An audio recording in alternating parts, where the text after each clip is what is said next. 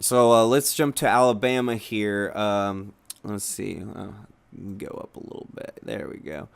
Women in Alabama and Georgia will not be criminalized, unlike other states which have passed limited abortions bills, such as bans on the types of abortion, procedures, gestational age of the fetus. Alabama's proposed bill is an all out ban on abortion. Um, so the bill is very simple, said Collins. It's not about birth control or the morning after pill. It's about not allowing abortion once the woman is pregnant. The entire bill was designed to overturn Roe v. Wade and allow states to decide what is best for them. I mean, this is frightening, man. It's funny because it seems like with a lot of these conservative states, especially southern ones, they're just embracing that. Yeah, that's what we're trying to do. And they just, I don't understand. I feel like they don't grasp the health side of this, and the overall concern, because when you just all out ban any type of abortion, people are going to get really hurt um, trying to get a procedure done. Um, it's not going to benefit anyone really. In my bill, women would not, under any circumstances, face jail time if they get an abortion, yet it's outlawed. Instead, the law targets doctors who can be prosecuted for performing an abortion, a felony punishable by up to 99 years imprisonment. Like, Jesus Christ. Carol Sanger, professor at Columbia Law School, said such penalties on doctors were just another way to make women frightened and create more disincentives for physicians and residents to take up this practice. And that's also, if they want to scare physicians out of it, that's all they have to do. They don't really need to make it illegal for women, because if they can't get the procedure anywhere, then they're out of luck. But as we know this historically in our country, that's why we have the coat hanger symbol. When when women can't get the procedure done, they're going to resort to other means, out of whatever reason they have for doing it. And I think the saddest one is probably shame, especially in the case of like rape and incest, as we mentioned earlier.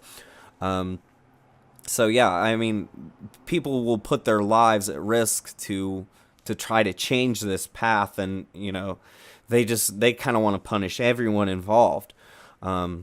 The Georgia law is more complex. Like Alabama, it explicitly states that doctors who perform abortions will be prosecuted. It is clear about those penalties.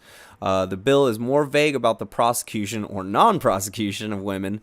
That's lawmaking there. If you don't really state it either way, they could say it's implied by the language or something. They'll enter court and they'll try to say that it was directly stated in one way or another. On Tuesday, Slate published an article with a not entirely accurate headline. Georgia had just criminalized abortion. Women who terminate their pregnancies would receive life in prison. And that was probably just misinterpreting the physician side of that. It suggested that under Georgia law, women who terminate their pregnancies would be prosecuted and sentenced to either life in prison or death. That is not right. The news headlines and social media headlines that speculate about the bill's unintended consequences are at the very least not productive.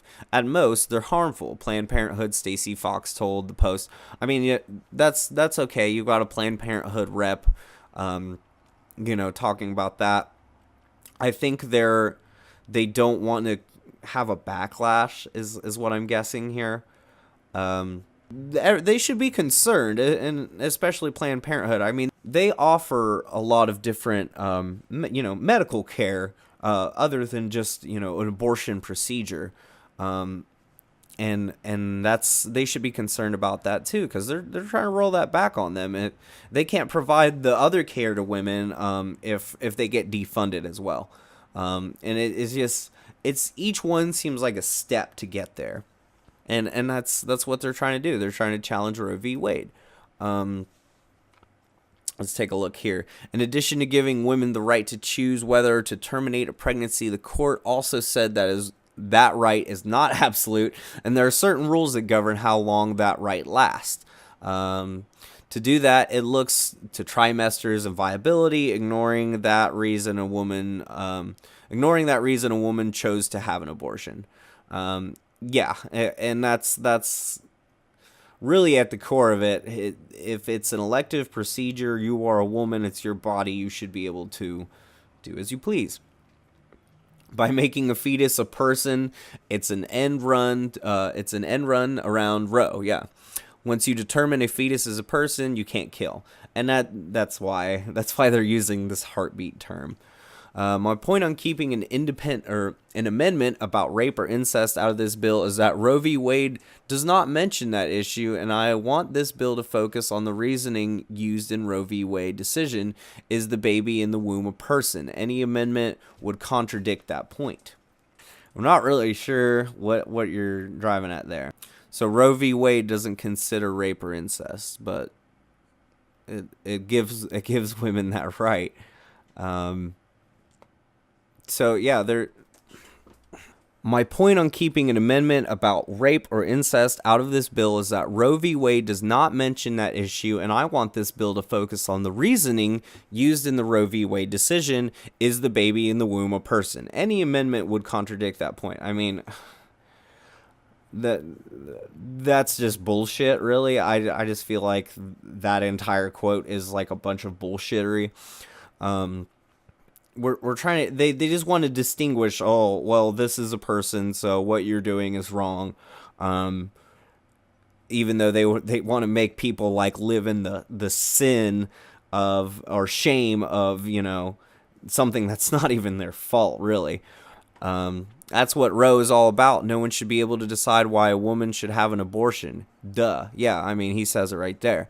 The Supreme Court decides which cases it wants to hear, and legal experts believe there are some things to suggest the court would not take one of the length of pregnancy ban cases. Yeah, I mean, if the Supreme Court is conservative in majority now, they can do a lot to just never even address this issue. They can push it back forever. They can move on to other cases they feel is more important because they got what they wanted in this scenario. So this is going to be the last one because I feel like this video is getting a little long. We've covered most of the bases here, but this is fairly newer news. The Missouri abortion ban. Senate passes bill outlawing abortions after 8 weeks, even in cases of rape and incest. They're all working together on this. They're all in the same club. And I don't know why the 8 weeks doesn't really give you much more room there, give women room to figure out what's going on, especially if they're not expecting to be pregnant. Missouri's Republican-led Senate has passed a bill to effectively ban abortion after 8 weeks of pregnancy, even in cases of rape and incest. Senators approved the legislation by 24 votes to 10. Jeez. Of Thursday morning, just hours before a Friday deadline to pass bills. It will require another vote of approval in the state's GOP-led House before it can be signed off by Republican Governor Mike Parson, who has already announced he supports the measures. If passed, the bill will see Missouri introduce some of the most stringent laws on abortion in the U.S., allowing terminations only in cases of medical emergency. Well, I'm not really sure that that's true unless they're, putting more charges, because it seems like the Ohio law is about the same, except with a shorter time span that an abortion is allowed. Women would no longer be able to seek an abortion legally in the state if they had fallen pregnant through rape or abortion. It's wild how many of these articles parrot each other, on that element. Is just scary. So much of this bill is just shaming women into some of the kind of complacency that says we are vessels of pregnancy, rather than understanding that women's lives all hold different stories. Yes, very true. St. Louis Democratic Senator Jill Shupp told her colleagues, we cannot paint with a broad brush and interfere by law by putting a law forward that tells them what they can and cannot do. I mean, honestly, with that quote, that's probably, that's the core of this argument, and um, I'd say that wraps it up pretty well. I'm not gonna go into a big conclusion about the importance of all this, because I think I've stated it all throughout this video. So we'll see what happens in the near future here, and if this continues to get pretty crazy. We also, I didn't even mention this. We've got Kentucky, Mississippi. Those, I didn't mention Kentucky or Mississippi. They also have that bill as well. But you could see how this is starting to gain traction here in the U.S. and why women should be concerned. Thank you.